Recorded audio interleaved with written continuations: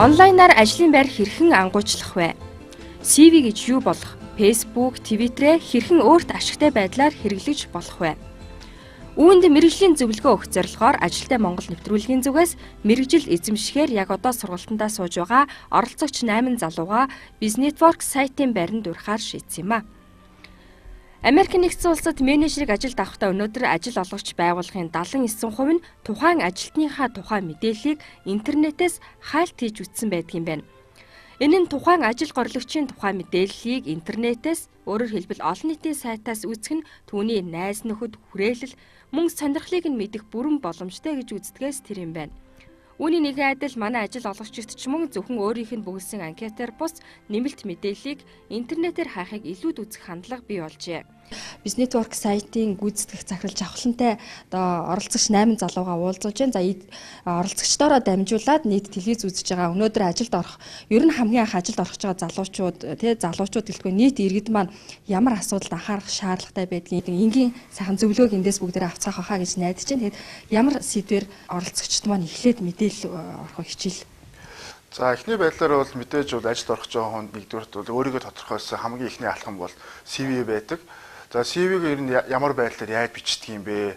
Тухайн байгууллагт бол ерөөсөө таныг илэрхийлэх, тухайн ажил гориглогчийг илэрхийлж байгаа ганц мэдээлэл нь бол CV байдаг. Тэр CV-г хэрхэн яаж одоо өөрийгөө давуу талтайгаар бичих талаарх зүйлсийг яриа. Тэгээд энэ нь болохоор өөрийнхөө зүгээс боловсруулсан ер нь бол нөгөө горилла маркетинг гэж байдаг. Тэгээд ажлын байр ангуучлагтаа одоо маркетингийн хэлбэрийг яаж ашигладаг юм бэ гэдэг юм бяцхан нэг юм 10-20 минутын сургалтыг оролцогч 8 залуустай өгье. Тэгээ яг тодорхой хэмжээний бас мэдээллийг үзэгч олон минь авна байх гэж найдаж байна. За та бүхэнд энэ өдрийн амгалан гэрээ ажлын байр ангуучлах гэдэг байгаа байхгүй та нар чинь тий. Ажлын байр ангуучлах гэхээр ерөөсөө ажлуудыг олж авах гэдэг ангуучлах гэдэг. Тэгэхээр яагаад ингэж энэ горилла маркетинг гэж ч юм уу ийм маркетингийн түүл ашиглах гэдэг юм бэ гэхээр ерөөсөө энэ ажлын байранд орно, ажилд орно гэдэг бол өөрөө өрсөлдөөн болцсон. Маш олон хүнтэй өрсөлдөж байгаа. Нэг ажлын байран дээр ер нь бол харахад бол 30-аас 40 хүнтэй өрсөлдөж байгаа. За энэ чинь барахаа нэг анги хамт болно гэсэн үг шүү дээ. Тэгэхээр энэ бол өөрөө эсвэл маш юм хүчтэй өрсөлдөөн учраас яг нэг ширэнгэн хуулиар л ирэхэд явна гэсэн. Тэгэхээр яг горилла гэхэр чинь ширэнгэдээ бол хамгийн лаг нь. Тэгээ ширэнгэд бол хэн хамгийн лаг сайн байдаг уу мэдээж нэг хүчтэй шаталтай ахвалтай самбаатан л сайн байдаг тий. Тэгэхээр яг хөдөлмөрийн зах зээл дээр ажилд орох гэж байгаа хүн бол бас яг ийм өрсөлдөөнд орох шаардлагатай болдог. Тэгэхээр тухайн ажлын байран дээр ажлын байрыг өөрийн болгож ангуучж авахын тулд чамаас яг тийм өрсөлдөөний хэлбэр шаарддаг гэж байгаа. Тийм болохоор чи зүгээр ингээд нэг хоосонд гартаа зэвсэггүй өрсөлдөнө гэх юм бол хүндрэлтэй. Тийм болохоор нэг батлагдсан одоо ийм маркетингийн хувь хүний хөгжлийн, хувь хүний брендинг ийм түүл одоо багчтэй. Түүнийг авч ажлын байранд орохлоор өрсөлдөөнд орох юм бол илүү их чамд боломж нээгдэнэ гэж үзэж байгаа. За тэгэхээр энэ агуулгын маань бол ийм хэмжээтэй байгаа. Горилла маркетинг гэж үеийн хувийн нөөцийн чиг хандлага нь өөрөө хаашаа байгаа. За тэгээд яагаад энэ ашиглах шаардлагатай байгаа юм бэ? Тэгээд энэ ч бас нэг гэрэл цаамхаг стратеги гэж одоо ярих гэж байгаа та бүхэнд. Энэ болохоор маш ойлгомжтой нэг стратеги арга байгаа. За тэгээд хэрэгжүүлэх 10 алхам. За тэгээд анкет үүсгэх зөвлөмж гэдэг ийм богинохон хэмжээний нэг 20-30 минутанд л би ярьчин. Тэгээд та нар асуух юм гарвал чөлөөтэй асуугаарай. За бас мэдээллийг их сурвалж энэ номноос бас их авсан. Тэгээд яг өөрөө хувийн нөөцийн менежер ажиллаж байсан дуршлаг дээр үндэслээд гол мессежүүдийг одоо өгөх учраас гайгүй Монгол нутагсан хэлбэр байна гэж бодож байна. За яг горилла маркетинг гэж өөр юу байдаг юм бэ гэгээд та нарт эхний гарчийнхаа ойлголт өгөхөд үгүй. Горилла маркетинг гэхээр ерөөсө хамгийн бага зардлаар маш санаанд оромгүй хэлбэрээр хүнд одоо бараа бүтээгдэхүүнээ таниулах нэг хэлбэрийг хэлж байгаа. Тийм болохоор яагаад энийг хүний нөөцтэй ашиглах гэдэг юм бэ гэхээр та өөрийгөө хамгийн бага зардлаар хүний санаанд оромгүй хэлбэрээр мартагдчихгүйгээр хүрээд өөрийгөө маш өндөрөөр үнэлүүлэх тэр боломжийг л та ийм маркетингийн давуу талыг өөр дээр авч ашиглаач гэсэн юм ярьж байгаа. За мэдээж энэ бол яг нэг зар сурталчилгааны хэлбэр. Тэгэхээр та ч гэсэн өөрийгөө сурчлахгүй бол тий ажилд орох гэж байгаа өөрийгөө сурчлахгүй за яг хөтэ намайг сонгоод аавны эзгээ хүлээж суух бол өөрөө бол биш. Яадаг ч байсан ажлын байран дээр орох гэж байгаа эхлээд бол өрсөлдөнд орж байгаа учраас өөрийгөө айгүй сайхан зөвөр сурчлах хэрэгтэй болж байгаа. За тийм болохоор ийм хэлбэрүүд байна тий. Одоо жишээлбэл McDonald's-ийн реклам байна тий. Гарцыг ингээ ашиглаад ингээ хийц. Энэ бол маш хүнд хүрж байгаа. Хүн өдөр болгон нэггээр явна гэхдээ энэ бол маш хямдхан зардаг байхгүй юу.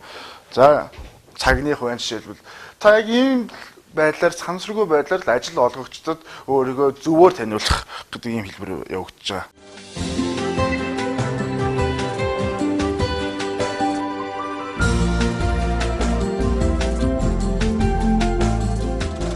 За өөрөө дэлхийн нийтийн хандлага гэдэг юм бол тийм хүний нөөцийн хандлага өөрөө хаашаа яваад байгаа юм бэ гэхээр ер нь бол таныг одоо хаанаас ингэж хайж болох гэдэг юм бэ гэхээр хуучин бол онлайн байсан. Одоо бол сошиал нэтворк дээр илүү таныг хайдаг болсон. Яагаад тэгж ийм нэхэр байгууллага болгонд чадварлаг хүний нөөцөөр өнөөдөр өрсөлддөг зах зээлийн нийгэмд ирсэн байна л да. Тэгэхээр би сайн ажилтнтай байх юм бол манай компани сайн байна, тэрэг хэмжээгээр их ашиг орлого олно гэдэг ойлголт яг энэ компани эзэдийн хувьд байгаа учраас илүү сайн хүнийг ажилд авах гэдэг. Хуучин бол ингээ онлайн байгууллагын вебсайтн дээр ажлынхаа зарыг тавьчаад анкетаа бүглэх. Ингээ нээлттэй орхичоод хин анкет бүглэх нь хүлээгээл сууж идэг үе байсан. За тэнцэн нь болохоор за нэг 30-40 хүн ч юм анкет бүгэл тэр дотроос хамгийн сайныг сонгон шалгаруулаад авдаг байсан. Одоо бол тэр 30-40 хүн дотроос сонгон шалгаруулахаас илүүтэйгээр би ер нь айгүй хамгийн зах зээлд хамгийн мундгийн л авъя. Манай компани тэгжээс мундаг болно гэж бодож байгаа учраас яг нөгөө нэг сошиал нэтворкоор юм өөрийнхөө таньдаг хүрээлээс сайн хүн байна уу гэж асуугаа яваад байдаг үе болсон. Тэгэл одоо бас ингээд энэ нөгөө нэг зарим хүмүүс нь ажилгүй хүмүүс нэлээд их юм яригддаг шүү дээ. Гэхдээ тэгэл нэг тэгж жагаад таньдгаа авчт юм байлээ шүү дээ гэдэг. Тэр чинь нөгөө таньдаг нь яагаад авчиж байгаа юм бэ гэхээр чи нөгөө тодорхой хэмжээгээр нэг ур чадварыг арай илүү мэдж байгаа болохоор авч байгаа юм. Түүнээс бол ингээд танихгүй чамайг ингээд юм ажилд авах яг чамайг юу чаддгийг мэдэхгүй яг манай компанид яг өгөөжтэйг нь мэдэхгүй учраас нөгөө эрсдэл гаргахаас айгаад байгаа байхгүй хүн болгон. Тэгэхээр чи мэдээж нөгөө шинэ ажилд авах гэж жоохон эрсдэлтэй нэг талаасаа бас яагаад тэгэхээр тэр хүнд нийгмийн даатгал цалин олгон тэгтэл нөгөө ашиггүй ажиллавал яах вэ шал дэмий нэг хөрөнгө оруулалт хийх гэж байгаа хэлбэр гэл. Ингээл нэг юм айдсан байгаа тий. За тэгээ мэдээж хуучин бол ингээд харилцааны чадвартай өнгөл хүн дарагтайгаа нэг сайхан харьцдаг байхад бол болоо явааддаг байлаа. Одоо бол илүү нөгөө нэг нэтворкинг шинж буюу одоо сүлжээ багаар ажиллах чадвар гэсэн тийм зүйлс илүү их чадвартай хүнийг хайж. Тийм болохоор ерөөсөө нөгөө нэтворкинг гэдэг юм чинь нөгөө сошиал нэтворк гэдэг нэр нь үрд нэтворкинг байгаа шүү дээ. Тэр дотор байгаа байхгүй. Тэгэхээр чамайг сошиал нэтворк дээр харахад бол чадвартай гэдэг нэг зүйл байж байгаа хэвчээ маань. Хоёрдугаарт нь бол нэтворкинг буюу хийж чад найз нөхдөйгөө ингэж айгуу сайхан харьцаатай юм байна. Ямар хүнтэй харьцдаг юм бэ? Тэгээ найз нөхдөйгөө айгуу харьцаж байгаа нь ингээл нэг хараал үгээр ч юм уу эсвэл нэг одоо нэг юм дорд үгээр ч юм харьцаж гин үгүй. Тэр болгон чинь таны нэг ур чадвар буюу үнэлгээг чинь тогтоодог нэг хэлбэр болчиход байна. За мэдээ хуучин бол яг нэг сургалтаараа ингээл мэрэгжлийн ур чадваруудыг эзэмшүүлнэ гэдэг өссөн бол одоо нэг зөв хүн гэж яриад байгаа шүү дээ. Эерэг хандлагатай хүн гэдэг ч юм уу.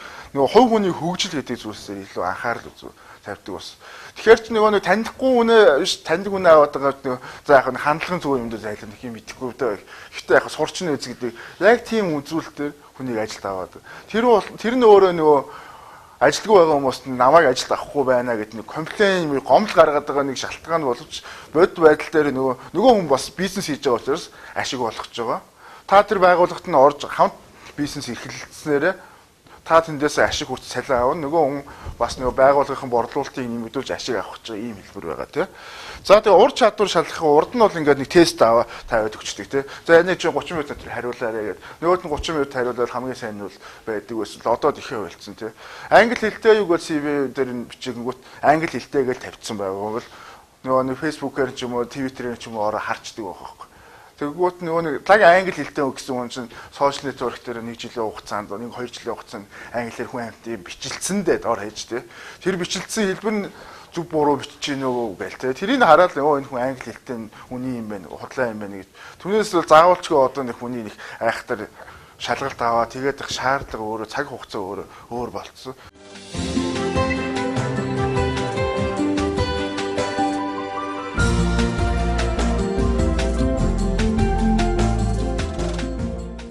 Сошиал нэтворкээр чамайг хин бэ гэдгийг чинь нөгөө ажил олгогч нар яг эндээс мэддэг байхгүй. Дандаа хайж үздэг. Google-ээр чамайг ингээ хайгаад үздэг. Нэргүй огтож авахлан ингээ би өөрийгөө хайгаад үзэхэд бол миний тухай дандаа мэдээлэлүүд гарч ирж байгаа. 20-30 мэдээлэл гарч байна.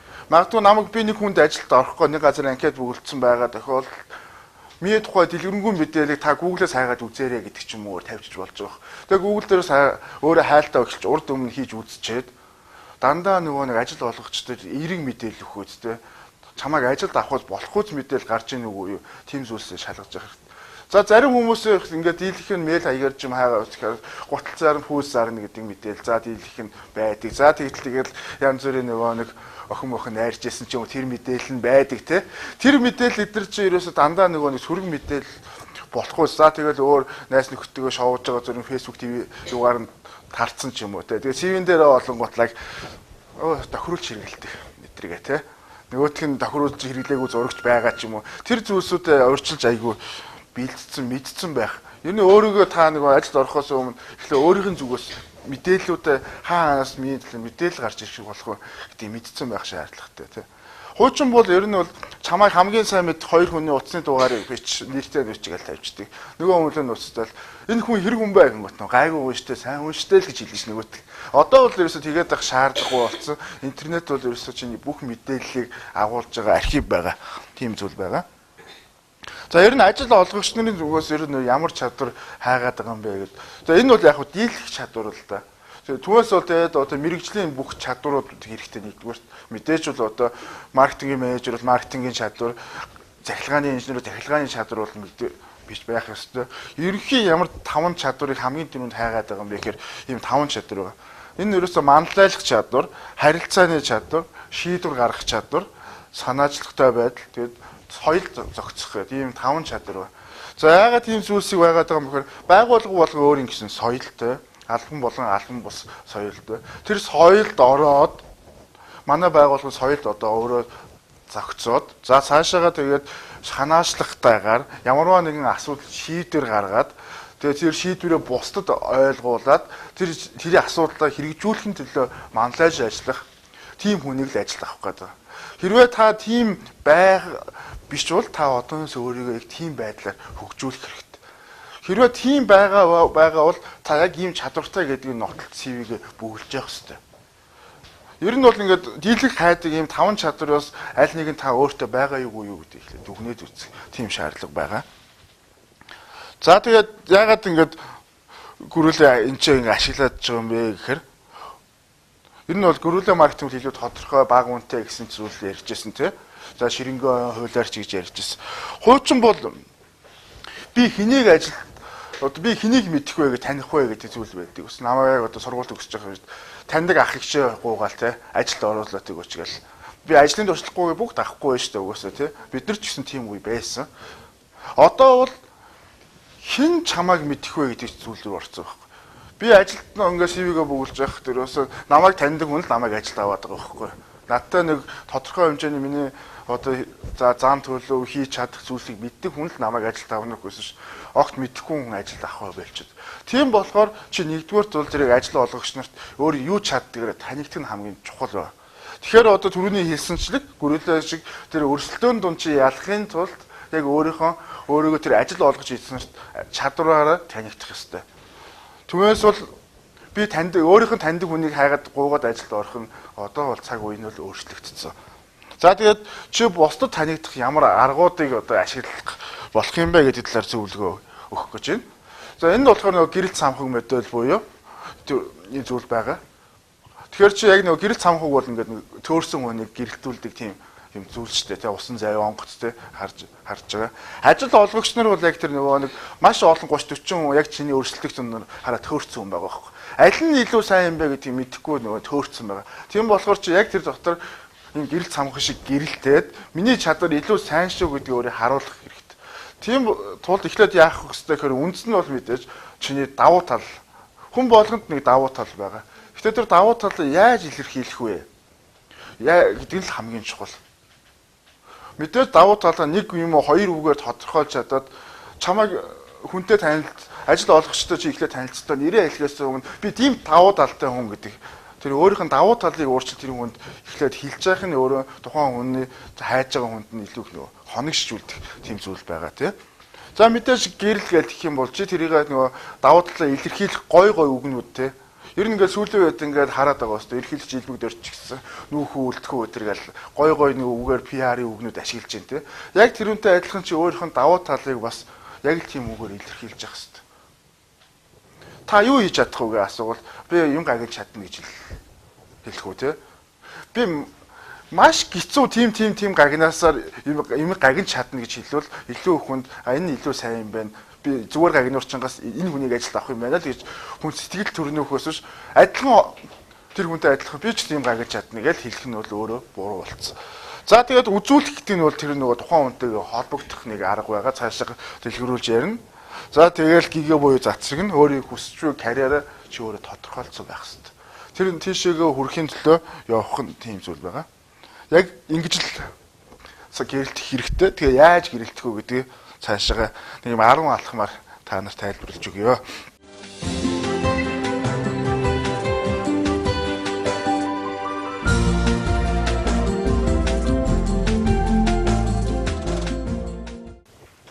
Өөрийнхөө босдоос ялрах 3-5 талыг бичнэ гэж. Энэ болохоор түлхүүр үг юу одоо keyword гэж хэлээд байна.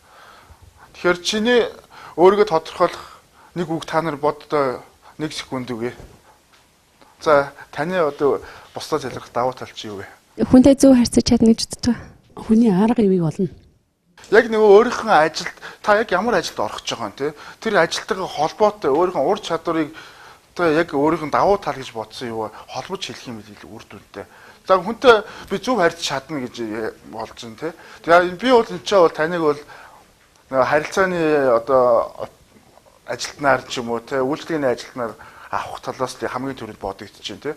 Хэрвээ таны хүсэл зорилго өөрөө харилцааны ажилтныг хийх гэж байгаа биш бол та ингэж илэрхийлснээр та нөгөө нэг харилцааны одоо харилцагчийн үйлчлэгийн менежер дээр л ажиллах гэж байгаа байтал өөр одоо том позишн та ажлын байр хүсэж байлаа. Та ингэж хэлэх юм бол таныг тэнцэл би аваач тавихыг хүснэ үгээс биш тэнцээ аваач тавих хүсэл төрөхгүй. Тийм болохоор яг ямар карьер дээр очих гэж байгаа гэдгээ та нэгдүгээр бодцоод яг тэвэндээ тохирсон тийм чадвартай гэвэл яг тэршүүл гэж миний толгой шууд орохоор тий.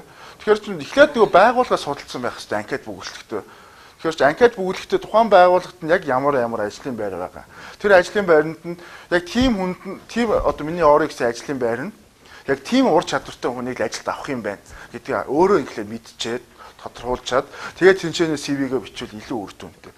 За ингээ бизнес нэтворкоор ингээ харах юм бол өдөрт нэг 150 орчим ажлын зарлагдаад 1000 орчим анкет бүгэлдэг байхгүй. За тэгээд маш олон байгууллагууд руу явуулаад байгаа CV-ний ерөөсөө ажилд орч чадахгүй л байгаад байдаг. Яагаад тэгэхээр нөгөө байгууллага сонгохгүй яг тохирсон нөгөө үг keyword гэдэг юм гаргаж өгөхгүйгээр нэг CV бичдэг бүх газар руу явуулаад сүүлдээ нөгөө нэг байгууллагууд нь надлуу уцтаал жахаа тэр нэг хүнийг блоклоод хаяатгач ядаргаатай юм бэ гэж байгаа байхгүй. Яг түүнтэй адилхан хүний нөөцийн менежерч хүн байхгүй юу те. Нэг ингээд ямиг залхаад л ч юм уу яг тэр хүнд юу таалагддаг уу гэдгээр ерөөсөө нэг жасисан ганцхан юм л таалагддаг. Яг тийм болохоор тэр зүйлд нь ерөөсөө таны тэр өөрийгөө тодорхойлсон түлхүүр үг гэж байх хэвээр. Өөрийн давуу тал дуршлагыг оновчтой зөв үгээр яг ингэж илэрхийлэх хэвээр тийм зүйл байгаа. За 3 дугаар алхам бол ер нь бол яг ажлын байрны чиглэлээр бол яг юм төрөлдсөн вебсайтууд байдаг.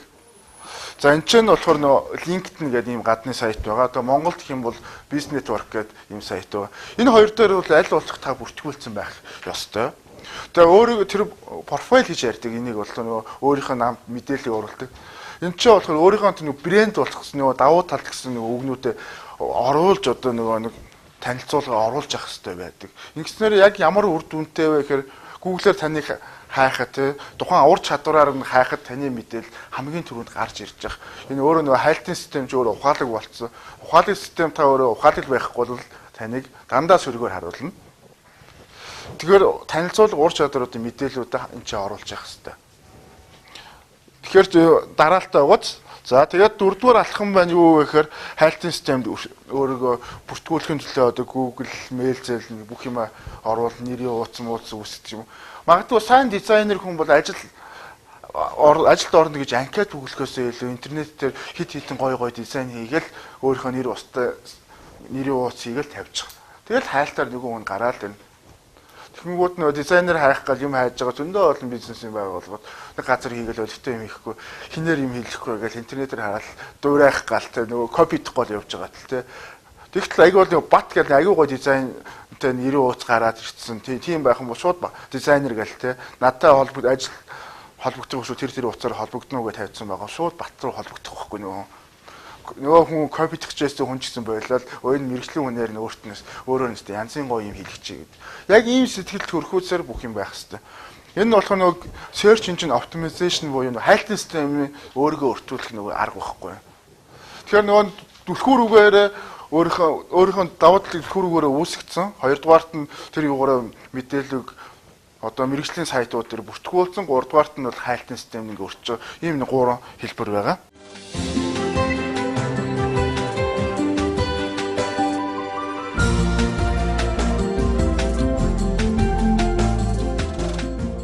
Оюутнуудын зүйлийг зөвлөгөө өгдөг 6 болон 7 дугаар алхмууд болохоор нөгөө блог, вебсайт ажиллуулжээ гэдэг. Тэгээ энэ бол яг мэдээж нь бол тухайн хүнд чинь нөгөө нэг танигдах нэг арга байхгүй ажил болгогч нарт. Тэд нар чинь нөгөө нэг сайн хүн хайгаал явж байгаа хот нэг ийм сайхан мэдээлэл өөрийнхөө талаар зөв сайхан мэдээлэл ütсэн тийм юм а мэддэг юмны талаар бичсэн ингэж хийдэг гэдэг бүх юм бичсэн хүнтэй л холбогдохыг хүсэж байгаа. За тэр талаас нь бол өөрийн гэсэн нэг өөрийнхөө талаар бичдэг нэг интернетээр нэг хэсэг байх хэвээр. За энэ яах вэ гэхээр нөгөө CV-н дээр ажигсан ингээд өөрөө ингээд юм технологичийн ирээ хүмүүс их цаасан мэдээлэл уншихаа болцсон. Тэнтэй санаар санал хийж байгаа бох тий. Тэрүүнтэй адилхан таны CV-г ч гэсэн яг тийм хүн үзэж байгаа. Тэр хүн ч гэсэн их мэдээлэл уншихаас залхуу үрж байгаа учраас аль болох богинохон тийм мэдээлэлтэй CV-г уншиж байгаа. Тэгээ бүх нэг 4-5 хуудас байх юм бол 4-5 хуудас бараг үзэхгүй байх магадлал. Тийм болохоор нөгөө нэг миний талаар дэлгэрэнгүй мэдээлэл авахыг хүссэн бол ийм сайтнаас авна уу, ийм сайтан дээр байгаа шүү гэдэг зүгээр мэдээлэл чанартай юм тавьчихвал хамгийн үр дүн. Яг тэр нөгөө хүн чинь чамайг илүү мэдээлэл үзхийг хүсэх юм бол тэр нөгөө сайт руу орно. Тэгэхээр нөгөө нэг дэлгэцэн дээр одоо таны бүх мэдээлэл гарч ирж байна гэдэг нь хамгийн даваа талтай. За тэгээд яг энэ чинь 8 дугаар алхам нь болохоор нөгөө өөрийн санал бодол одоо янз бүрийн бүтээгдэхүүн үйлчлэлийн талаар ингээд бусдаа айгуу тийм санал солилцох discussion буюу харилцан яриа өрнүүлэх хэднэр бол өөрөө танд нөгөө тухайн ажил олгогч нарт нөгөө танигдах хүнсэл болж байгаа. Магадгүй нөгөө тухайн нэг чи ажилд орох гэж байлаа. За нэг сүү хувьцаат компанид ажилд орох гэж байгаа. Чанарын менежер ч юм ажилд орох гэж байгаа хот. Магадгүй сүүгийнхэнтэй энэ талаар бүтээгдэхүүн талаар өөрийнх нь талаар ингээд санал солилцох юм бол магадгүй таныг ажилд өрнө. Түүнээс бол та айгүй олон анкета дахин явуулаад авах юм бол танаас тэд нар хүмүүс сухтана. Тийм болохоор нөгөө хүнтэй айгүй нөгөө ажил олгогчдод өөрийн чадвартай гэсэн талаараа холбогдооч ээ гэдэг тийм зүйл байгаа. За тэгээд нөгөө янз бүрийн бас нөгөө мэрэгжлийн бүлгүүд байдаг энэ вебсайтууд дээр нөгөө хоёрдугаар юу байдаг вэ гэхээр ингээд одоо жишээлбэл 10 11 он гээд уул уурхайхан гэдэг ч юм уу тий. Уул уурхай ажлын байрууд маш ихээр эрчимтэй зарлагддаг гот хувийн нөөцийн менежерүүд уул уурхай чадварлаг хүнийг ажилд авахгүй бол янз бүрийн бүлгүүд үүсгэждэг байхгүй. Тэгэнгүүт нөгөө мэрэгжлийн бүлгүүд дээр нөгөө тухайн мэрэгжлийн хүмүүс дандаа нэгдчихдэг, join хийчихдэг. Тэн дотор бол ерөөсөө нөгөө ингээд мэрэгжлийн яриа хөөрөө өрнжээдэг. Тэн дотроос л ерөөсөө хамгийн чадварлагыг авах гал ажил болгогч нөгөө хүний нөөцийн менежер чи хотоо сууж идэг байхгүй. Тэгэхгүй бол нөгөө ер нь нэг сайн хүн өнөөдөр нэг анкет бүгэлдэг үе нь болцсон шүү дээ. Та нар бас хэлэхэд. Тэгэхээр нөгөө хүний нөөцийн менежер чинь сайн хүн ажилд аав гэдэг үүрэг удирдлагаас авцсан болохоор сайн хүн хайгаад л одоо бидрээ явж идэг тийм хүмүүс байгаа. Тэгэхээр ийм бүлгүүд дээр бас өөрийнхөө мэрэгжлийн бүлгүүд дээр орж санал сэтгэлээ өөрийнхөө мэрэгжлтэй холбоотой өөрийнхөө юу чаддгийг бичиж явах юм бол таныг бусдад танигдах нэг тийм хэлбэрчин болж байгаа юм аа. За тэгээд нөгөө мэдхийн 10-т нь бол мэдээж бол яг өөрийнхөө зорилгыг одоо карьерийн зорилгыг тодорхойлон түүнд хөөрөх алхмуудаа яг сая түрүүний хэлсэн алхмуудаар тогтоож явах тийм зүйл байгаа юм аа. Ер нь бол түрүү би ярьжсэн нөгөө хүмүүст одоо их олон мэдээлэл унших нь төвөгтэй байна гэх тээ. Тэгэхээр нөгөө CV-гээ ийм байдлаар ч юм уу тээ ганцхан нэг нүүрэн дээр багтах хуцаар CV-гээ үүсгэх юм бол хамгийн үр дүнтэй гэж үзэж байгаа. Ягаад тэгэхээр хүн бол нэгээс илүү хуудас уншихаас залхуурдаг болсон үе байгаа учраас тэр хүндэн тохируулаад та CV-гээ бичих. Тэгэхээр нэг нүүрэн дээр та яаж мэдээлэл багтаад өөрийгөө зөвөр илэрхийлэх вэ гэдэг зүйл хамгийн гол юм байгаа. Тийм болохоор нэг маш өөрөмцөр тий одоо гагнуурчин хүн бол энэ ч одоо гагнуурын зураг мурагтай янз бүрийн ингээд нэг юм CV-гээ шинээр одоо дизайнлыг байдлаар зохиох байна л да тий. Тэгээд энэ ч өөрийнх нь давуу тал дуршлаг боловсрол гэр бүл бүх мэдээлэл оруулаад за зурагтай ядар ингээд оруулаад өгөх юм бол хамгийн үр дүнтэй. Яагаад тэгэхээр нэг түрүүний бүтээл чанар, креатив гэж зүйл яг энэ CV-н дээр чинь гарчиж байгаа байхгүй. Энэ ажлыг хийхдээ энэ хүн мэдээж бол тэр хүн хийхдээ янз бүрийн юмнууд ашигласан ба шүү дээ. Тэгээ Photoshop дээр ч юм уу те зураг мураг тэгээ Word, Excel үүдний ашигласан байгаа байхгүй. Тэгэхээр чи би тийм мэднэ гэж биччихсэний оронд би ийм мэддгээд тийм мэддэг болохоор энийг ингэж хийсэн юм а гэдэг ийм цаас өөрөө хүнд үзүүлэх юм бол нөгөө бүтээлч гэдэг зүйл гарч ирж байгаа.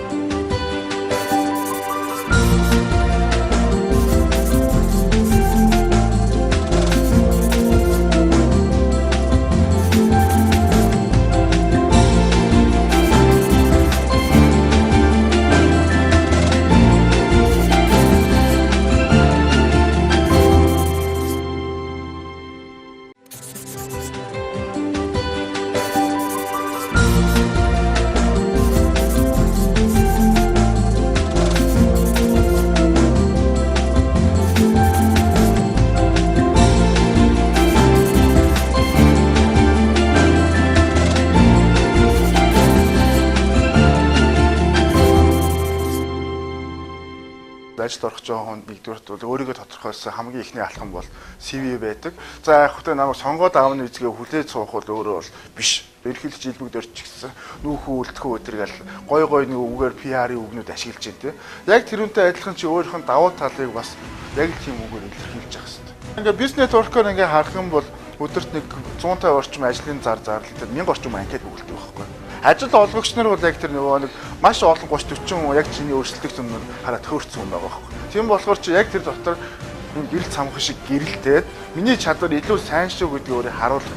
Одоо бүтээлч хүн, бүтээл залуу хүн гэдэг зүйлсийг хүний нөөцийн менежер илүү их тавьдаг болсон. Маш олон байгууллагууд руу явуулаад байгаа CV-ний зөрөөс ажилд орч чадахгүй байгаад. Яагаад тэгэхээр эхлээд нөгөө байгууллага судалсан байх хэрэгтэй анкет бүгэлдэхтэй. Зөв бичгийн алдаатай эсвэл балд зогсолсон бол ерөөсөө шаардах нь өөрөө тийм байна гэдэг үнэлгээг гаргаж өгдөг гол үзүүлэлт байдаг. Гагнуурчин хүн бол энэ ч одоо гагнуурын зураг багтай хүмүүс бүтээлч байдлаар хийсэн CV-тэй хүмүүс илүү өндөр оноо авах уу одоо ажлын байран дээр авах цалин урамшуул хангамж нь өөрөө өндөр байдаг.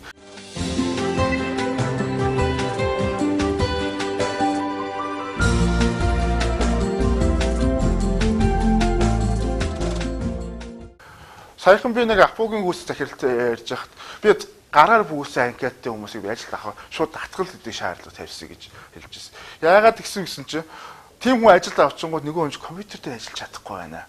Би тэр хүнийг шалгалт авахд айгүй их цаг зарцуулах учраас зүгээр л гараар бүглөөгүй компьютер дээр бүгсэн. Мэдээж бол яг тэр бол нөгөө компьютертэй харьцах ажлын шаардлагатай хүмүүсийг л та мэдээж. Гэхдээ бол тэр бол бодит амьдрал дээр бол маш богинохын нэг зүгээр шалгуур тавьчихсан байгаа байхгүй. Магадгүй тэр хүн дээр одоо дахиж ингээ гараар бүгсэн компьютер дээр 1000 ажил чадна гэсэн юм бичээд гараар бичээд өгвөл тэр хүн ажилд авахгүй байх нь биш. Ягаад тэгэхээр тэр хүнд бол ерөөсөө маш зүгээр хэлбэрхэн шалгуур тавьдсан. Компьютероор юмаа хийсэн. Тэрийг нь яаж хийсэн байна гэдгийг тэр хүн хараад байгаа байхгүй. Магадгүй тэр хүн одоо техникийн файлаар явдаг болцсон. Тухайн файлын имх зэгс нөгөө нэг Word, Excel дээр байгаа бол нөгөө янз бүрийн формат тэгээ үсгийн фонд дээр тохируулга эдгээр чи өөрөө таны компьютерийн хэрэглээний чадвар хилдэгдэг. За би бас өөрийнхөө юуг ингэж хийж үзчихсэн. Тэгээд нэг нүүрэн дээр бол яаж ч гэсэн багтдаг юм байлээ. Би бас багтдаггүй болов англи хэл дээр болох болдгийм болов гэд зүйлийг үзчихсэн. За тэгээд яг ингээд манай сайтаар ч юм ингээ ороод бүртгүүлж болно гэж. Яг эндээс нэг мэдээлэл дурдах юм бол Америкт бол ингээд хүнийг ажилд авахдаа 79% нь бол Google-ээр хайлт хийж үздэг юм байна л да. Тэгэхээр нөгөө тухайн хайлтны үр дүнгээс болоод 70% ч юм уу 70% нь хайлтын үр дүнгээс болоод ажилд авахаас татгалт тохиол үүд юм бэл. Яг Америкт бол нөгөө менежер гэдэг чинь бол өдөрт хаалмшаал л да тий. Тэгэхээр нэлээ юу. Гэхдээ бол таа ч гэсэн өөрөө ирээдүйд бас мэдээлэл таны мэдээлэл одоо 5 10 жилийн дараа бол үн цэнтэй болох байх магадгүй өдөрт хаалмшаа дээр очих байх. Тэр үед одоо хийж байгаа мэдээлэл чинь бас 10 жилийн дараа тэр Google дээр интернет дээр байж л байх учраас бодолтой байх хэрэгтэй. Тийм болохоор анханасаа тэр зүйлсээ яг ажил олгогч нарт миний мэдээлэл сайнаар хүрэх үү, муугаар хүрэх үү гэдэг зүйл байж ах хэрэгтэй. Одоо нөгөө recommendation letter буюу тодорхойлолт захидал гэдэг зүйл чинь л ерөөсөө одоо интернет хайлтын систем болцсон байгаа. За тэгээ манай сайт руу бол ингэж бүртгүүлдэг талаарх ерөнхийдөө би зургуудыг үзүүлчихэд тэгээд та нар өөрсдөө дараа туршаад үзнэ гэр ихтэй очоо тий.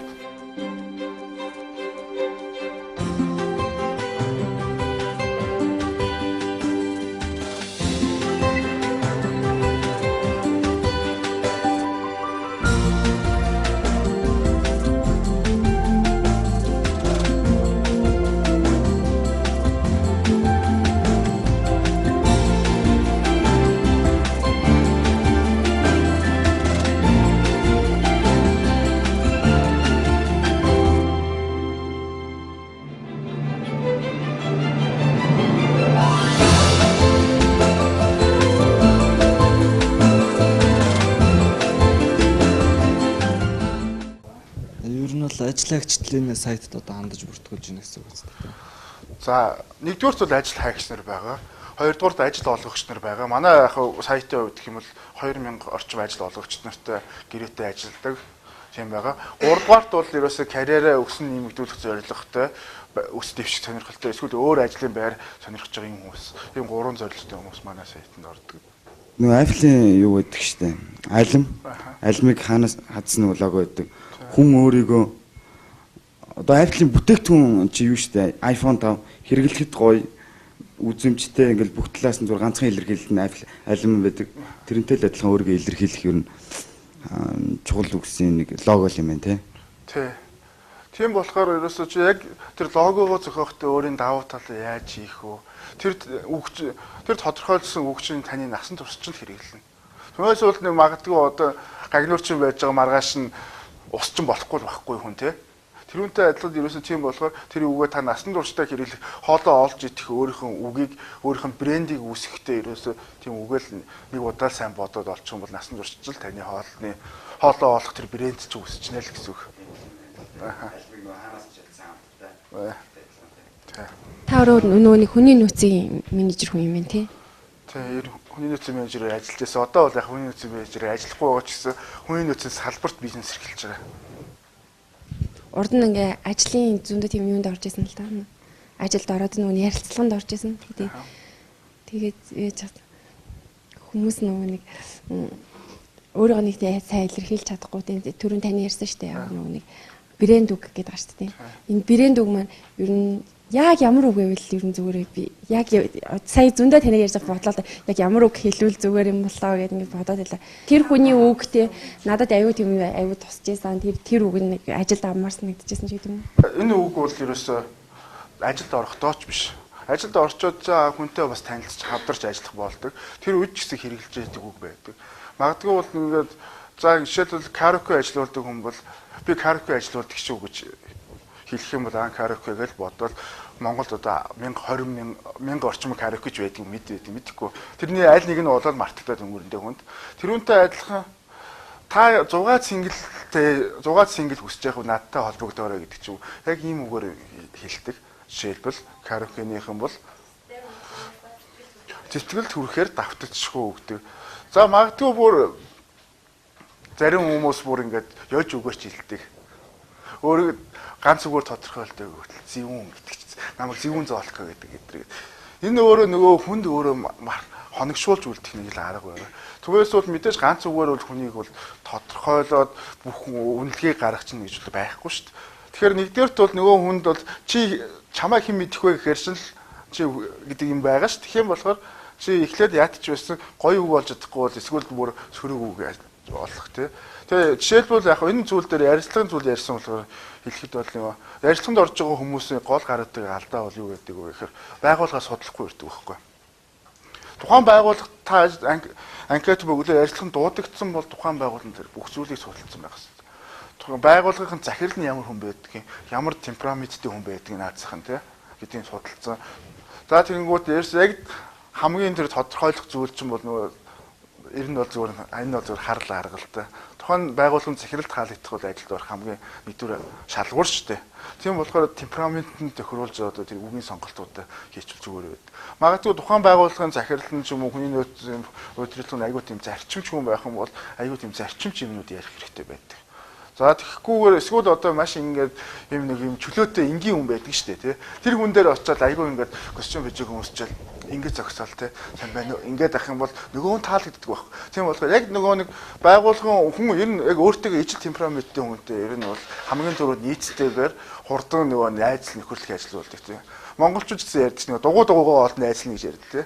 Тэгэхээр захиралтайгаа ижлэхэн дугуйны хүн гэдэг л чи эхлээд нөгөө судалсан очиж ингээд бэлдсэн байх хэрэгтэй гоцлол дээр чинь тийм байх хэрэгтэй байхгүй. Тэгээ хоёрт нь бол ерөөсөө нөгөө нэг чиний зорилго байна шүү дээ. Чиний зорилго чинь юу вэ гэж хүний нөөцийн менежер асууна. Тэнгүүт яг нөгөө байгууллагын зорилготой уялдуулсан зорилго хэлж явах хэрэгтэй байдаг. Байгууллага өөрөө яг ямар зүйлс хүнийг ажилд авах сонирхол байдаг вэ гэхээр манай байгууллагын зорилготой тухайн хүний зорилгыг нийтж байгаа хүн бол хамгийн урт хугацаанд доктортой ажиллана гэж боддог. Яагаад тэгэхээр нөгөө хувь хүний үйлдэл баримтлах хандлага өөрөө хизэж барагтаа бол өөрчлөгддөг учраас өөрийнх нь байгууллагын үзэл баримлал хандлагатай ижилхэн хүнийг ажилд авах гэдэг учраас тухайн байгууллаганд тохирсон яг тийм үгнүүд байх ёстой. Тийм болохоор яг нэгийг зохиох бол бас бага тий. Тэгэхээр бол эхлээд ажилд орох гэж байгаа хүн бол эхлээд 3 4-ийг ч юм уу тий. Ямар байгууллагад ажилд орох чинь тэрний удирдлага нь ямар байна? Ямар одоо менежмент удирдлагын арга барилтай хүмүүс байна гэдэг тэрийг эхлээ судлаа үзчихвэл зүгээр байдаг. Тийм би болохоор нэг сая болохоо CT-д сургуулийн үйлдвэрлэлийн менежмент олон улсын чиглэлд төгссөн байхгүй юу? Тэгээ гол нь би олон байгууллагаар явж утсан. Ажилд орын анкет бөглөцөө эхний удаа би анкетн дээр тэнцдэг. Тэгээ дараагийн ярилцлаган дээр ингээ ярилцлаганд ороход хүмүүс дандаа асуудаг байхгүй юу? Ажлын туршлага байгаа юу? Одоо бид нар болохоор доор хавьж 2 жил ажилласан хүнийг бол ажилд авна. Тэгэл яг бидний ажлын байран дээр одоо яг энэ нийгэмдэр ажлын байранд тэнцдэг байхгүй юу? Тийм тэр талаар одоо яг яагаад заавал 2 жил ингээд сурсан хүн ингээд ажилд авах гэдэг. Бид нэр ингээд одоо энэ сургуулаа төгсөө гарлаа. Одоо өөртөө хийх чадах зүйлийг би мэдэж чадж байгаа. Гэхдээ тэр зүйлийг олж хараагүй бэжж дандаа шууд ингээд ажлын байрны юу яадаг байхгүй. Жил заадаг. Тэгээ туршлага заадаг. Тэгээ сүүлдээ аргаа ороод би одоо энэ хөдөлмөрийн биржээс зарлагдсан. Одоо энэ сургалтанд бүртгүүлээд доороо энэ сургалтанд сураа төгсчлөө гэж доороо дараа нь шууд ажлын байр биднэрт бэлэн байгаа гэдэг утгаараа. Тэрнээс бол би өөрөө сурсан мэдсэн мэрэгчлэр ингээд өгн ажилд орё гэж бодсон. Тэгтээ бол яг орж чадаагүй. За. Нэгдүгээрт бол нэг юм айгаа буруу ойлгож байгаа юм шиг байна. Энэ сургалтанд суугаад ч юм уу миний яриаг сонсоод ч юм уу чи ажилд орно гэсэн үг бол биш. Тэгээ энэ бол яг хатан үнэ. Эвлэрэх хэрэгтэй. Яагаад ингээд нөгөө дуршлах гайл юм бичээд байгаа гэдэг чи өөрөө таныг нөгөө өөрийгөө илэрхийлэмж гаргахыг хүсэж байгаа хүн юм гэж. Нэгдүгээрт нь юу гэхээр магадгүй одоо оюутан байхдаа ч юм уу би тийм арга хэмжээ зохион байгуулж ирсэн. Тэр 1 сарын дуршлаг гэдэг ч юм уу те. Оюутны шинжил зохион байгуулсан гэдэг чинь таны дуршлаг байхгүй юу? Яагаад тэгэхээр нөгөө чи манлайлсан биш тэр дотор чинь. За тэр нь над өөрөө ингээд манлайлах чадварыг өгсөн юм аа. Би тийм асуудал гарсан. Тэрийг би ингэж шийдсэн гэдэг чинь өөрөө нөгөө шийдвэр гаргах чадвар юм аа гэдэг тий. За магадгүй тэгээд нөгөө нэг төсөв мөсөв гэдэг ч юм уу мэдээж арга хэмжээч нь төсөвтэй байгаа. Тийм тэрийг тэгж яасан, тэгэд төсөв бүрдүүлсэн гэдэг нь өөрөө таны төлөвлөлт зохион байгуулах ийм ур чадвартай гэдэг ийм зүйлсүүдийг бичүүлэхийн нэгдүгээр хүсэж байгаа ялж өгч байгаа юм. Магадгүй тэр байгууллагын хүн л юм чинь үдсмэрч биш шүү дээ бид нар чинь. Тийм чадныг авчингууд чинь чамайг мэдэхгүй байхгүй би ч гэсэн мэдэхгүй шүү дээ тий. Тэгэхээр тэр яагаад тийм чадвартай гэж бичснээгээ чи тэр нөгөө нэг дуршлаг гэдэг зүйлдээ нотолж бичиж явах хэрэгтэй байдаг байхгүй. Тэгэхээр магадгүй чи одоо юу гэдэг юм би одоо тийм чадвар юу чиний өөрийнх нь чадварыг хэлдэг. Одоо ямар талаар гэсэн. За өөрөөгөө CV-н дээр бичдэг нэг чадваргүй одоо компьютерийн хэрэглээний чадвартай гэдэг ч юм уу Word Excel гэдэг ч юм уу тий. Word Excel PowerPoint програмын мэдлэг олоод байгаа л да. За чи тэгэх юм бол тэрийг ингэж бичих хэрэгтэй байхгүй. Магадгүй чи Word Excel ашиглаад те тодорхой нэг арга юм маш жижигхэн ч байсан нэг юмыг шийдчихсэн тийм юм бичих хэрэгтэй байхгүй дуршлага. Энд чинь чи яагаад тэгэхээр тэр нөгөө нэг мэдлэг ур чадвараа чи ашиглаж чадчихна үгүй юу гэдэг чинь хүн харах гээд байгаа.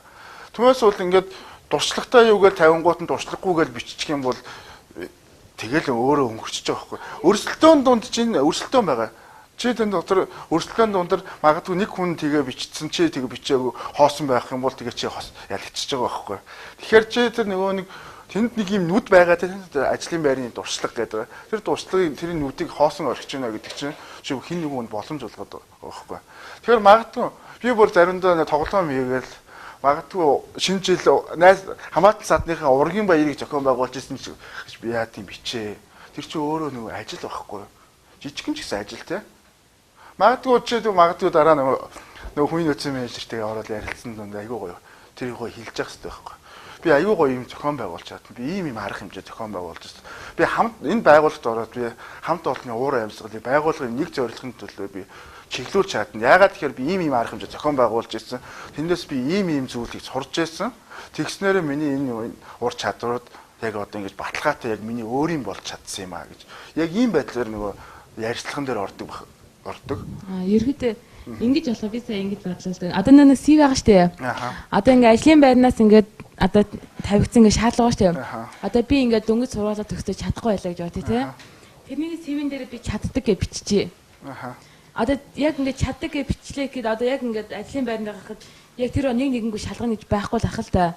Тийм ээ. Тийм болохоор би хэрэг тэрнийг чаддаг гэж бичсэн болохоор би яг ажлын байранд хэрэг тэнцээ орчлаа гэж бодоход яг одоо би энийг чаддгийн чи ингээд өөрөө ингээд бие дагаад тэр зүйлээ ингээд хүн амт хэлгүй гэсэн тэр давуу талаа болгож ингээд одоо өөртөө ингээд одоо сураад мэдээд авч ерөөдөө болох болов яах бол тэгээ чадахгүй ингээд тийм чадахгүй мэдхгүй гэл ингээд сууж байгаа хүн дургүй шүү дээ ер нь бол би сурчин чадна гэсэн тийм нөгөө карьерийн өсөлт юм уу тийм имийг сурах гэсэн ирмэлцэл бас хүндэс ингээд залуу хүмүүс яг ялангуяа сургууль төгссөн хүмүүсээс л тийм хардаг. Тэгээ юу яадаг вэ? Анкет бөглөөд одоо таны давуу тал юу вэ гэд би хамгийн түрүүнд дандаа цаг баримталдаг чичдэг байхгүй. Би ямар нэгэн юм ингээд цахиан байгаад доор цагийн 30 минутын өмнө заавал ирээд сууж яадаг. Ажил олгож байгуулахаа одоо ярилцлаганд орж явах үедээ ч юм уу. Тэгээ тэрнийг бол би хамгийн түрүүнд давуу талаа болгож өрөхөд ярьдаг. Магадгүй чи цагтаа одоо цаг баримталдаг бай ажил. Яг чиний тэр чадвар одоо чанар чинь тухайн ажлын байранд хэр нийцтэй байх вэ те гэдэг зүйл айгүй. Магадгүй одоо ингээд тийм цаг хугацаатай маш ингээд ийм нарийн хуваартай компанид бол чиний энэ чанар чинь давуу тал болж харагдана тий. Тэгдэггүй компанид бол зүгээр л тэр чинь Google байхгүй. Тэгэхээр л тухайн удирдлага, тухайн байгууллага ингээ хараад үйл ажиллагааг нь харахад бол тухайн байгууллагын удирдлага барьж байгаа философи, үзэл баримтлал нь өөрөө бүгд харагдчихдаг байхгүй. Тэгвэл тэрэнд нь нийцүүлэлт чинь ихлээр юм яах хэвээр тий. Тэгэд сая бас нэг хэлчихэж байгаад орхисон юм. Ажлын байранд орно гэдэг чинь өөрсөлтөө яг өөрөө шингээ хуулиар явагдана. Чи чамд хоолнос тодорхой хэмжээний зайл байх үүсэхгүй. Тий. Овсгоо байх хэрэгтэй тий. За яг хөө тэр талаар ярьж үзэхгүй.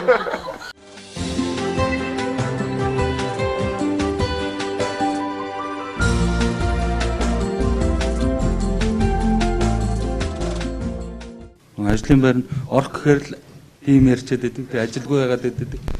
Энэ дээр бас цааш анхаарах талтай уулзна юм.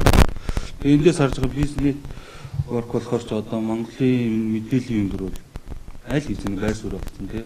Тэгээ яг энэ дээр манай залуучууд ч гэсэн ажил хайж байгаа залуучууд маань дандаа хандж байдаг. Тэгээ сая энэ дээрээс харж байхад манайх бол их нь юу дандаа яг нөгөө анкетын дагуу ингээл өглөө өөрийнхөө CV-г бол яг тэр нөгөө цаанаас өгсөн тэр мэдээллийн дагуу бүгдөө л явуулдаг байна. Нөгөө нэг таны хэлж байгаагаар яг үүдтэл ингээ өгöd байгаа. Яг тэрэн дээр өөрийн гэсэн яг тодорхой CV-тэй хүн одоо хэд байгаа бол те. Би ч гэсэн бол яг өөрийн гэсэн тийм сайн CV-тэй биш юм бэ сайн энэ дээрээс нь харж байхад. Тэгээд өөрийнхөө бас нэг дутагдaltaй толгой олоод харж ах жишээтэй тийм ээ. Ийм бол их байд юм байна. Тэгээд одоо бол 21-р зуун мэдээллийн зам болсон тийм ээ. Хүн тэрэнд өөрийг нийцүүлж хөгжүүлж явах хэрэгтэй. Ялангуяа залуучууд маань гэж бодож байна. Тэгээд нэг хоёрт энэ юунд юм нь төрийн албанд төрийн үйлчлэгийн албанд ажиллаж байсан байхгүй. Тэгээд одоо дарханд ажиллаж байгаа наашаа ингээд хот руу шилжиж ирэхэд одоо нэг ажлын мест энэ юу бол ингээд их болж байгаа байхгүй. Үгүй болоод одоо дахиад шинээр ингээд яах та. Тэгээ хамгийн гол нь уул уурхайн хүс эргэлтийн чиглэлээр би одоо энэ юм сурж байгаа байхгүй. Яагаад энэ чиглэлээр сонирхсан бэ гэхээр өөрөө бас би энэ эко үйл ажиллагаа тэгээд бас энэ байгаль дэлхийдээ харьцдаг энэ чиглэл үйл ажиллагаа багаасаа эхэлсэн манай гэр бүлийн бас энэ надад бол их нөлөөлж байгаа. Орон нутгийн онцлог эднэр. Тэрэн дээрээ тулгуурлаад энэ үнийг сонгож орж ирээд өөрийнхөө юм ирээдүйдээ бас нэг зорилго тавьдсан ер нь тэрэндээ замаа олцсон гэж бодож байгаа. Яаж юунд хүрэх үү гэдэг. Тэгээд их гоё юунд орсондоо их баярлж байгаа. Тэгээд энэ нэвтрүүлэгт бас оролцоо явж байгаа даас хөлийг. За баярлалаа. Тэгээ нөгөө CV-н дээр чи яг нөгөө нэг догсон форматын ингээ бүглөө өгчгэрч яг хүний нөөцийн менежерт юм хүнд ямар нөгөө хамгийн анхны сэтгэл өгдөг вэ гэхээр энэ хүн бол яг нэг өгсөн ажлыг нэг ихийн эцээж туглын тураахгүй шиг хийдэг хүн байна гэдэг ойлголт төрдөг тийм болонгууд ч нөгөө магадгүй нэг юм сайхан CV авсгаад өгчөж байгаа нь өөрөө таны бүх нөгөө юм мэдээллийг чинь давхар илүү өгж байгаа боломжийг илүү их дүүрэн ашигладаг хүн байна гэдэг мессежийг өгж байгаа байхгүй. Тийм болохоор аль болох нөгөө нэг л өөрөөсөө илүү их хүчин чармаалт гаргах юм байл л. Яг би нэг тийм их мундагтай ч биш л нэг анх нь өөрөө ажилд ингээл орохгүй зовж байгаа. Тэг хүний нөөцийн менежерээр ажилд ороод тэгэл нөгөө нэг ажилд орохгүй зовж исэн хүн чи яг дараа хүн авахтай яг нэрээ би яг тэгэхэд ийм алдаа гаргаж ирсэн байна. Өө яг тэгсэн байж тээ гэж хүмүүстэй ярилцж явах завсар айгүй их юм сурдаг юм байлээ.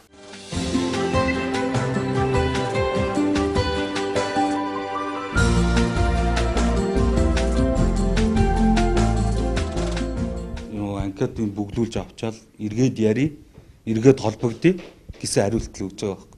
Тэгэл яг эргээд холбогдох нь эзэн холбогдохын тэгэл ихэнх байгууллагууд бол тийм л байд юм билээ. Үгүй бол байнга асуугаад байна. Тий. Тэгээд байнга асуусан нь бас тэгээд байнга асуусан нь бас тэгээд хаяач гэдгүү нэг. Тий. Үгүй яг хүний нөөцийн менежер ажиллаж байхад бол айгүй яг тийм зүйл гардаг байхгүй. Гэл байн асуугаал тэр нь надад айгүй төвхтэй санагдал тий. Ер нь ингээл хүний нөөцийн менежер тухайн байгууллагад зүтгэж байгаа болохоос биш ажилд орох гэж байгаа танд ажил хийж байгаа юм биш байхгүй ер нь бол тэрийг бол айгүй хатуу ойлгочгоор байл. Би ч ажлыг байх хүний нөөцийн менежер болчихвол тэрийг ойлгосон л та. Би одоо энэ хүний төлөө ажил хийгээд байгаа юм уу? Энэ над цалин өгч байгаа хүний төлөө ажил хийгээд байгаа юм уу гэдэг ойлголт байдаг тий. Тийм болохоор яг ингээл байн асуугаал ингээл яг хөтөө ингээл ясн дээрээ бол ингээл team CV өгж байгаа юм 40 50 100-аараа байдаг. Тэгэл аль нь гэж яах юм тийм үстэй. Тэгэл тэр тундаас өгөө сонгон шалгаруулна гэдэг нь арай илүү нэг гайгүй CV өгсөн л ажил авна үгүй. Ажлын дуудна үхээс биш. Ажлын дуудаад арай гайгүй юм ярьж байгааг л ажил авч байгаагаас биш өөр үл хэцүү ш. Тэгээс бол ингээл сургууль төгсөж байгаа оюутны тоо жилд хэд байгаа вэ лээ тий. Тэгэл ингээл сайн эдийн засгч хуульч нар монголоор дүүрэн байна гэсэн мөртлөө маа сайтан дээр ингээл харахад бол өдрөө бол нэг эдийн засгч хуульч ажилд авнасны зарчим дөөл байж байдаг. Тэгэхээр нөгөө нэг ерөөсөө ажилд орно гэдэг чинь нөгөө төрийн хуульчны дээрвийн системд төрийн байгууллагад ажилд орохоос шал өөр болцсон. Нөгөө бизнесийн байгууллага дээр ч өөрөө нөгөө хувь хүний самбалж овсгоо өөрөө бас тухайн байгууллагад айгүй үн цэнтэй илүү сайн үнэлэгддэг. Тухайн байгууллагад бас хөрөнгө чинээ хоригдлуулах нэмэр болдог болохоор энэ нэг авахалжгүй нэг хүн авчраал тэнцээ тавиад тах сонирхол бас байдаг. Тэгэхээр чи өөрөө айгүй тийм авахалжтай айгүй шинийг санаачилдаг бүтээгч гэдэг юм харуулчих юм бол их зүгээр юм шиг. Тэгээ тэр талаараа бас өөрөө ч гэсэн тэгээд тэрийг харуулахаас гадна бас хэрэгжүүлээс орчвол бүр их ажил цааш тимтийн мэдээлэл, хувийн чамтай мэдээлэл хахтар хийгдэв. Ер нь нэг хүмүүс тэгээд улс төрчнөр тийм үү Facebook, Twitter-ээр тийм уур чадруудаа бичих ёстой өдөр гэж ойлгоод байдгийг. Тэр чинь ер нь бол яг нэг мэрэгжлийн гэдэг одоо сайтууд дээр бол ерөөс яг мэрэгжлийн яг өөрийнхөө тодорхойлох, ажлаа тодорхойлох, би юу хийж чадахаа тодорхойлох зүйлсүүд бол ер нь бичигдсэн байдаг. Гадныхаа Ер нь бол өөрийгөө байнга тодорхойлох шаардлагатай л гэсэн. Яг ер нь бол ингээд өөрийнхөө ажил мэрэгжлийг бол ингээд хүнээс нуугаад авах шаардлага бол байхгүй шүү дээ. Энэ бол тий. Юу сурсан, юу мэдсэн нь яг нуух шаардлага бол байхгүй тий. За магадгүй өдөр гэр бүл ч юм өөр хүүхдээ тэгэл яг хүн ингээд чиний талаар мэдэхгүй байгаад мэдээлэл авъя гэдээ ороход чинь нөгөө мэдээ бүх юм хаалттай байх юм л тэгэл боломж бас боломж алж. Тэгэхээр нээлт бизнесийн байгууллагууд дээр бас заримдаа сургалт явж ирэхдээ хүний мэдээллийг ингээ авахд айгүй цаг алдж байгаа нэтэр гэдэг дээр бас яг ийм зөвлөгөө өгч Facebook-ээр н ороод үз тэгэл мэдээлэл чинь байгаа шүү гэд. Тэгэхээр хоёр талтай ингээл яг сургалт хийж л байгаа. За бүх оролцогч нартай амжилт хүсье. Тэгээ Монголын ажилгүйдлийн төвшин өдрөөс ирэх тусам буурчна гэж би харж байгаа. Тэгээд бизнесийн байгууллага болон төрийн хвшлийн байгууллагууд ч гэсэн илүү их одоо хүний нөөцийг төвлөрүүлж ажиллах сонирхолтой болсон байна. Тийм болохоор та бүхэн бүгдээрээ чадварлагч менежерүүд, мэрэгчлэнгүүд болоод бизнесийн байгууллага ямар ч байгууллагад ороод өндөр амжилт гаргаж ажиллахыг хүсэн өрөө. Та бүхэн амжилт хүсье.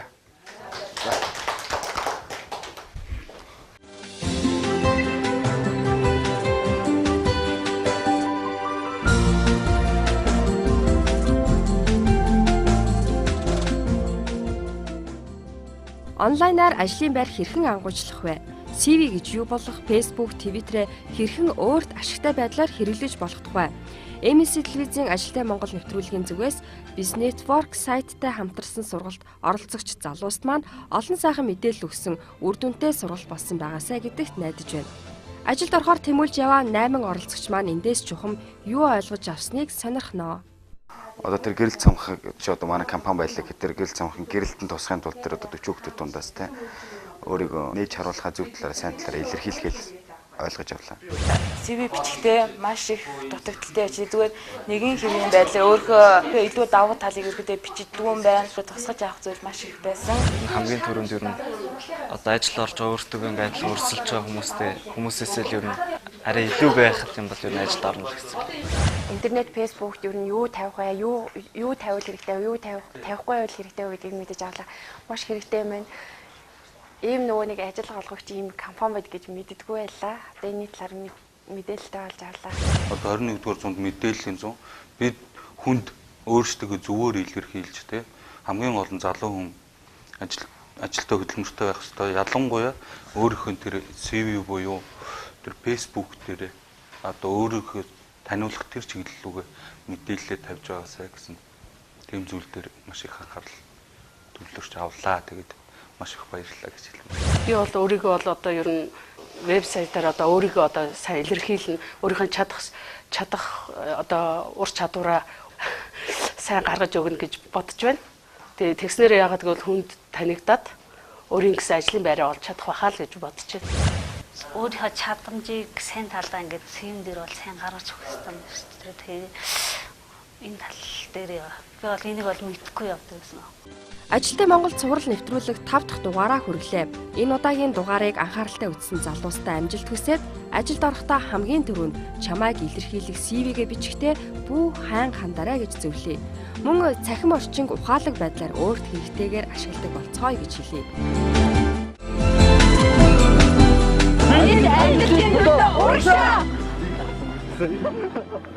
MSC телевиз маань бас энэ нэвтрүүлэгт оролцож байгаа залуучуудаа бас ингээд тусгай хөтөлбөрөөр бас энэ бизнес нетворк гэдэг энэ байгууллага дээр авчирч бас биднийг энэ мэдээлэлтэй холбогдуулж бас сургалтанд бас суулгасан бас баярлалаа. Дуртай өгөр дуусгахыг хүсэж байна. Энэ болохоор Мартин Лютер Кингийн хэрвээ та нис чадахгүй болгүй, гүйж чадахгүй бол алхаж чадахгүй бол мүлх. Ер нь яаж ч байсан урагшил гэдэг юм үгээр сургалтаа дуусгаж байна.